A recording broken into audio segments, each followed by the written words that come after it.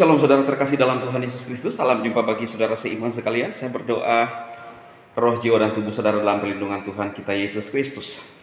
Saudara, saya akan memperlihatkan kesaksian seorang ibu yang memilih untuk percaya Yesus, saudara. Dia begitu bersemangat, dia bisa percaya kepada Tuhan Yesus Kristus. Biar kesaksian ini membangun iman saudara-saudara sekalian dimanapun saat ini berada. Silahkan saudara share untuk menguatkan iman saudara-saudara kita tetap kuat menanti, mengharapkan sampai Yesus datang kedua kali, atau Tuhan yang memanggil saudara-saudara sekalian atau kita semuanya. Iman kita tetap teguh karena hanya di dalam Yesus ada jaminan yang pasti, saudaraku ya. Yesus berkata, "Aku tahu jalan ke surga," dan hanya Yesus yang satu-satunya yang ngomong demikian, yang berbicara demikian untuk meyakinkan kepada kita, saudara. Ya, selamat menyaksikan, saudara. Share video ini untuk memberkati saudara-saudara kita yang lain, saudara. Tuhan Yesus memberkati.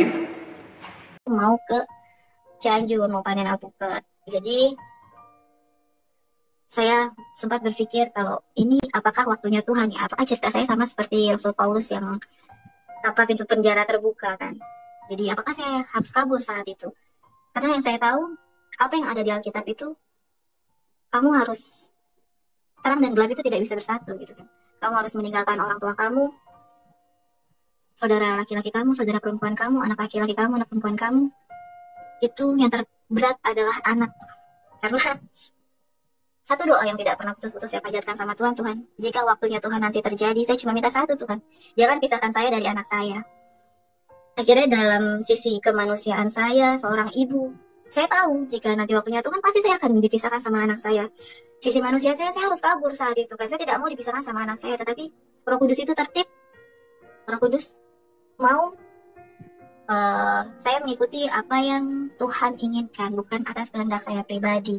Jadi Iklimah, kamu harus menyerahkan seluruhnya sama Tuhan. Ikuti saja alur Tuhan. Gitu kan. Sudah, akhirnya saya tidak jadi kabur. Saya tetap stay di rumah, saya tetap bertahan di rumah dengan maksud ingin membuktikan bahwa saya menjadi Kristen ini menjadi pribadi yang lebih baik lagi. Saya mengikuti Tuhan ini menjadi sosok Iklimah yang lebih baik lagi. Karena ketika saya kabur, saya juga berpikir orang tua saya pasti akan menilai, ternyata lu ikut Tuhan atau jadi Kristen lu jadi makin bandel ya, kabur begini gitu kan. Ternyata Kristen nih ngajarin yang nggak benar gitu kan. Saya nggak mau orang tua saya punya prasangka begitu. Jadi saya ikutin alur Tuhan, saya serahkan sama Tuhan. Di hari terakhir, tadi dimana saya harus keluar dari rumah itu, anak saya ingin diajak sama ayah, sama papa saya untuk ke masjid kan, karena COVID juga. Jadi anak saya pertama kalinya juga ke masjid. Mama naik ambil baju gamis anak saya ke dalam lemari, dan mama nemuin tas saya isi pakaian tuh saat itu. Dan mama bilang, "Lu mau kabur dari rumah?" Jadi gitu, "Kabur, lu pergi sana," gitu kan. "Gue juga gak mau punya anak kafir kayak lu," katanya. Kenapa saya sudah menyiapkan tas, saudara-saudara sekalian? Karena saat itu saya percaya iman tanpa perbuatan adalah iman yang sia-sia. Jadi saya sudah siapkan semua surat penting saya, ijazah saya, baju anak saya saat itu. Karena saya percaya waktu Tuhan itu akan terjadi dalam waktu dekat-dekat ini. Jadi sudah, akhirnya dimintalah adik saya untuk meruqyah saya. Singkatnya, adik saya diminta untuk meruqyah saya. Kebetulan adik saya juga lulusan seorang pesantren. Saya berdebat sama adik saya saat itu, dan saya tidak takut. Saya bilang, "Ayo berdebat." Dan saya telepon Rain saat itu. Saya ingin ada saksi yang mendengarkan perdebatan saya, karena saya yakin dan percaya ini adalah waktunya Tuhan gitu. Saya telepon Rain, tapi saya diamin gitu saja biar Rain dengar.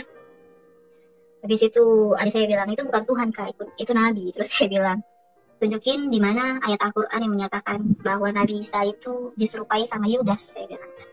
"Di Al-Quran." "Ada." Adik saya ambil langsung Al-Quran sama kitab-kitabnya. Dia bilang, "Ini Kak, sayang itu bukan Al-Quran, itu hadis," saya bilang kan. "Kenapa?" Katanya, "Al-Quran itu sebagai kitab penyempurna, tapi membutuhkan hadis dan istimewa ulama untuk menjelaskan itu semua. Sedangkan Alkitab tidak perlu sayang. Alkitab ini kitab yang bisa menjawab dirinya sendiri," saya bilang. Habis itu adik saya bilang, "Ihdinas siratal mustaqim, tunjukilah kami jalan yang lurus," gitu kan. Itu ada di Al-Fatihah kan. Saya bilang, itu sudah ada di Yohanes 14 ayat 6. "Akulah jalan dan kebenaran dan hidup. Tidak ada seorang pun yang sampai pada Bapa tanpa melalui aku." Itu jalan dan kebenaran dan hidup ada Tuhan Yesus itu sendiri. Saya bilang kan. Di situ perdebatan berikutnya, adik saya bilang, Tuhannya orang Kristen itu ada 3 Kak. Jadi gitu. Terus saya bilang, ketika saya bermimpi, saya juga awalnya dalam Islam juga berpikir sama orang Kristen tuh Tuhan ada tiga, tapi ketika saya berjumpa sama Tuhan saya langsung searching, saya jelaskan sama adik saya langsung searching apa itu Tritunggal dan saya langsung mengerti. Di situ ketika Roh Kudus sudah ada di hati seseorang, otomatis itu orang itu pasti akan dengan sendirinya mengerti apa arti kata Tritunggal itu sendiri. Adik saya langsung bilang, lu mimpi Tuhan, kata dia, lu mimpi Tuhan Yesus, panggil Tuhan lu sekarang, kata dia. Dengan lantang saya bilang amin, saya bilang kan nanti Tuhan sendiri yang akan datang, Tuhan akan jamah bapak mama lu sekalian gitu kan. Lalu saya balik tanya kepada adik saya, kenapa di Al-Quran itu disebutkan Tuhan Yesus bangkit? Itu ada di beberapa surat, ada surat Ali Imran, Az-Zukhruf, Al-Maidah, sama An-Nisa. Dia bilang, adik saya nggak bisa jawab, lalu dipanggil di telepon sama papa. Di situ papa pulang nggak lama sama anak saya masuk kamar, saya tarik papa saya sama pertanyaan-pertanyaan seperti itu lah, marah-marah seperti itu. Terus itu karena buka puasa kan, sudah waktunya buka puasa, akhirnya mereka buka puasa di rumah, di lantai 2, kan sebelumnya memang saya persingkat ini cerita. Jadi buka puasa lah mereka, selesai buka puasa mereka turun semua, saya akhirnya bawa tas, kasih baju anak saya, perlengkapan, pokoknya siap-siap sama anak saya turun. Bapak saya bilang, mau kemana kak? Saya bilang, saya minta maaf sama orang tua saya, karena menurut mereka ini hal yang memalukan, tapi menurut saya ini adalah hal yang membanggakan dengan mengikut Tuhan. Tapi secara manusiawi ya saya minta maaf.